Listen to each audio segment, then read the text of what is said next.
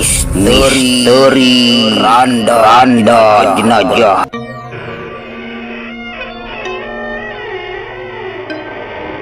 Mau kemana kamu malam-malam gini keluar? Sontak aku dikagetkan oleh suara ibu yang memanggil dari belakang. Ibu, ngagetin aja. Mau ke masjid, Bu, mau itikaf. Kenapa malam-malam gini? Enggak dari tadi sudah sholat isya kamu ke masjidnya. Kata ibu lagi bilang padaku. Justru aku tadi sesudah sholat isya kecapean mungkin, Bu. Jadi malah ketiduran. Oh, ya udah sana kalau mau itikaf. Ya udah, aku pamit ya, Bu. Assalamualaikum warahmatullahi wabarakatuh. Waalaikumsalam warahmatullahi wabarakatuh. Tanpa menoleh ibuku lagi, aku langsung keluar rumah dan menuju masjid. Yaitu di Masjid Adiniyah, aku niat beritikaf. Masjid Adiniyah, daerah Ujung Berung, Desa Pasangrahan, Kampung Babakan Sukamulya. Nah, di masjid itulah beritikaf. Sesampai di masjid, aku mengambil air wudhu dulu dan masuk ke masjid, lalu melaksanakan sholat 2 rakaat, yaitu sholat tahiyatul masjid. Malam itu waktu sudah hampir menunjukkan jam 12 malam dan saya sudah tidur. Saya langsung melaksanakan sholat tahajud dan tidak lupa sholat tobat dan sholat witir. Sesudah sholat malam, aku terus berzikir dengan khusyuknya dzikir dan tak terasa ketiduran sambil duduk. Aku terbangun dikagetkan dengan suara yang sangat keras sekali berasal dari atas masjid. Suara itu berasal dari atas masjid, Masjid Adiniyah, itu masjidnya bertingkat. Langsung saya terbangun dari ketiduran, langsung saya naik ke atas tingkat kedua di masjid itu, dan saya buka pintu di atas masjid itu, buka pintu yang keluar.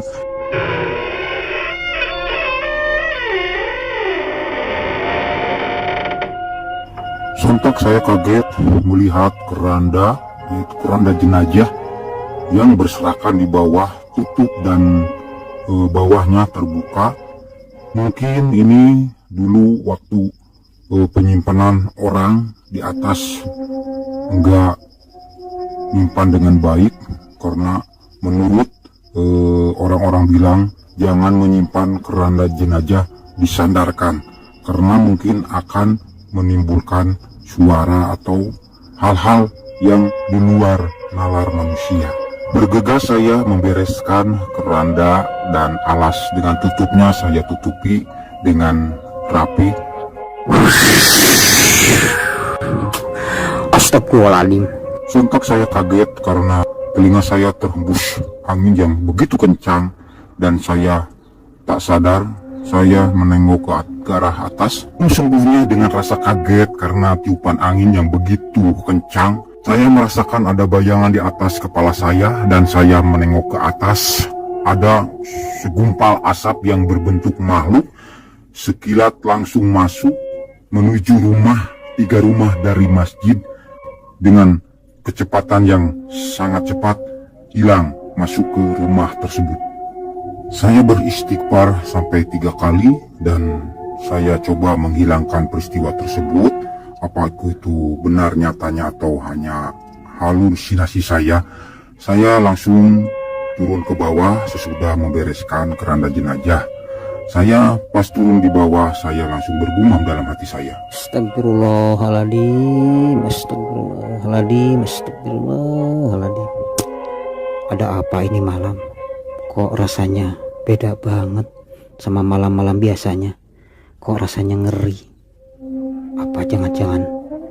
Hatiku tambah tidak karuan karena teringat pada omongan orang-orang yang mengatakan bahwa bila mana kereta jenazah bergerak atau bergoyang tidak semestinya, itu pertanda keranda tersebut akan ada pengisinya.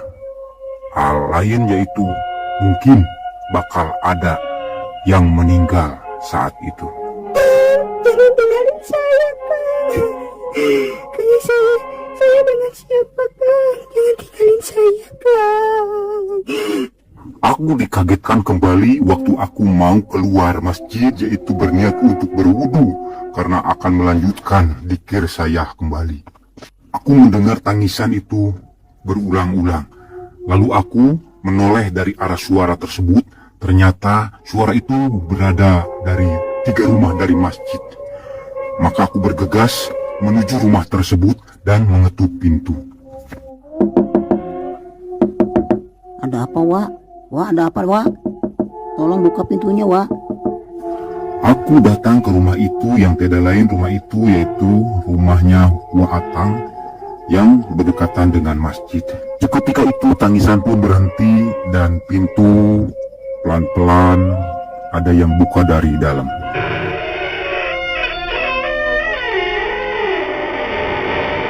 Tanpa menunggu pintu terbuka lebar, aku langsung masuk ke dalam dan terlihat Wak Atang sedang terbujur kaku. Aku langsung mengusap wajahnya, menutup wajahnya dengan selimut yang menutupi di sebagian tubuhnya. Innalillahi wa innalillahi roji'un. Apakah udah meninggal, ah? Istri Wak Atang yaitu Wak Emi menjerit dan mendekati diriku sambil bertanya. Yang sabar ya. Wak laki-laki udah meninggal. Semoga amal kebaikan Wak Atang diterima Allah Subhanahu wa taala dan diberikan tempat yang indah. Monggo Allah Subhanahu wa taala. Amin ya robbal alamin. Tanpa berpikir panjang, aku langsung bergegas keluar dan mengetuk pintu para tetangga yang dekat dari rumahnya Wak Atang untuk ikut membantu mengurusi jenazah. Semua tetangga pada datang ke rumahnya Wak Atang dan aku langsung bergegas ke masjid karena waktu udah menandakan waktu sholat subuh. Aku bergegas ke masjid dan berkumandangkan adzan subuh. Setelah sholat subuh berjamaah selesai, aku mengumumkan di pengeras suara bahwa Wak Atang telah meninggal dunia. Singkat cerita, pagi berganti siang, siang berganti sore, dan malam pun tiba. Di malam itu, kami beserta DKM mengadakan tahlilan di rumahnya Wak Atang. Sampai seminggu, singkat cerita, saya beritikaf lagi di masjid. Pada malam itu saya itikafnya tidak lama, saya sebentar karena merasakan badan juga agak capek. Saya juga tidak pulang ke rumah, saya tidur di masjid. Di masjid itu ada satu kamar kecil tempat anak muda Irmaaj.